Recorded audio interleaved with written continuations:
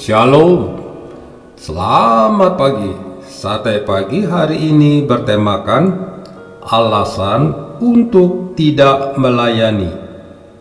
Firman Tuhan terambil dari Keluaran pasal 3 ayat 13 sampai dengan 14.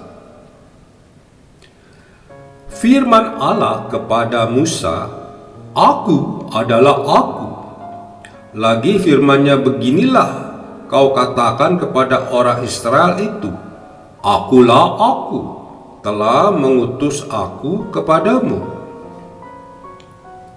Setelah mengajukan pertanyaan perihal kelayakan dirinya, siapakah Aku ini? Musa mengajukan pertanyaan kedua. Jika pertanyaan pertama berfokus pada pribadi Musa, maka pertanyaan kedua berfokus pada pribadi Tuhan.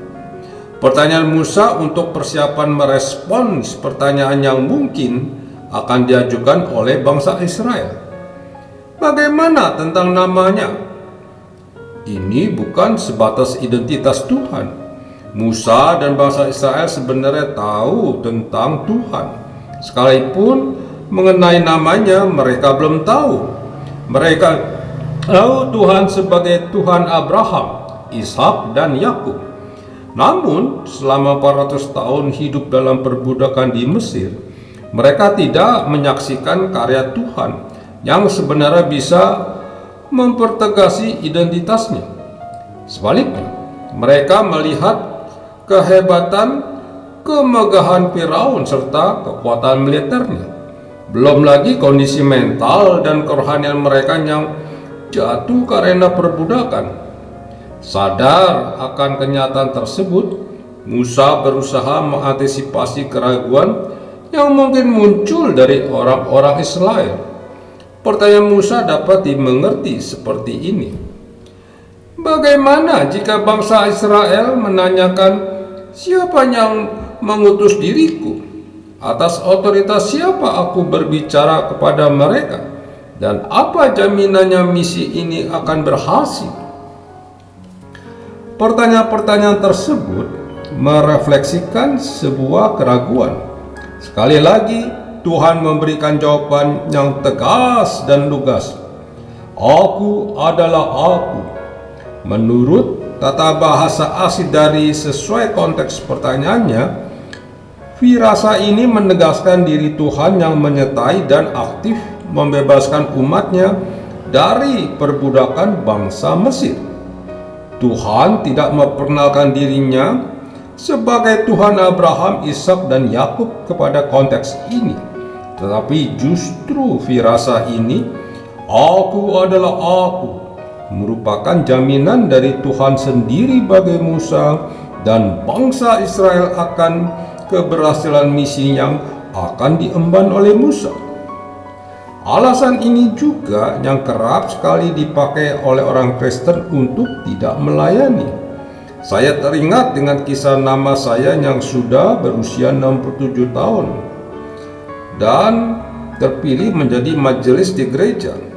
Mama mengungkapkan kepada saya bagaimana ia takut menghadapi orang-orang muda di dalam kemajelisan tersebut yang memiliki latar belakang pendidikan yang tinggi dan sebagian adalah pemimpin di tempat kerjanya. Hal itu membayangi mama saya yang hanyalah seorang ibu rumah tangga lulusan SMA. Saya terus menguatkan mama untuk tidak takut dan berserah kepada panggilan pelayanan Tuhan. Puji Tuhan, mama akhirnya dapat menyelesaikan tugas dan tanggung jawabnya dengan baik hingga akhir masa periodenya. Apakah kita masih takut mengambil keputusan untuk melayani?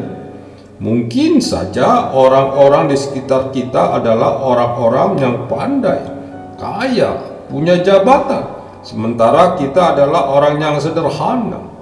Hari ini Tuhan memberikan jaminan kepada kita. Jika Tuhan memanggil kita untuk melayani, Ia tidak hanya menyertai tetapi Ia akan menuntun kita juga. Amin. Mari kita berdoa. Bapa Surgawi, Yakinkan aku bahwa Engkau memanggilku untuk melayani dan melakukan pekerjaanmu, sehingga aku tidak ragu saat melihat kondisi diriku. Di dalam nama Tuhan Yesus, aku berdoa. Amin.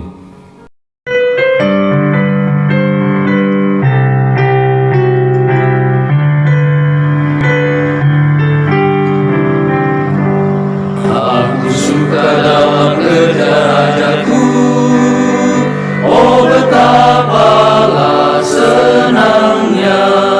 Tiada lain kerja yang beri senang sungguh dalam kerjanya Raja.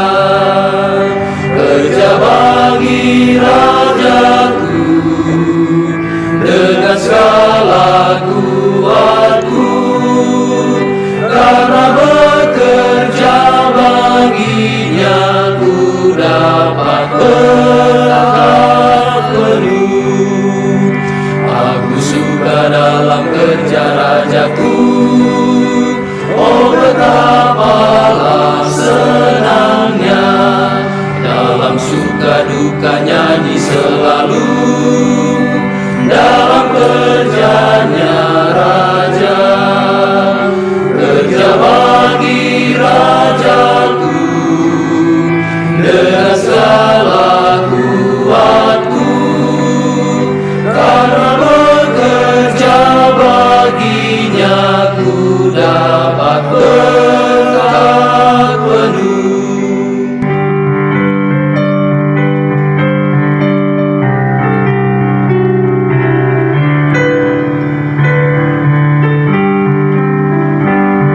Suka dalam kerja Rajaku, oh betapalah senangnya.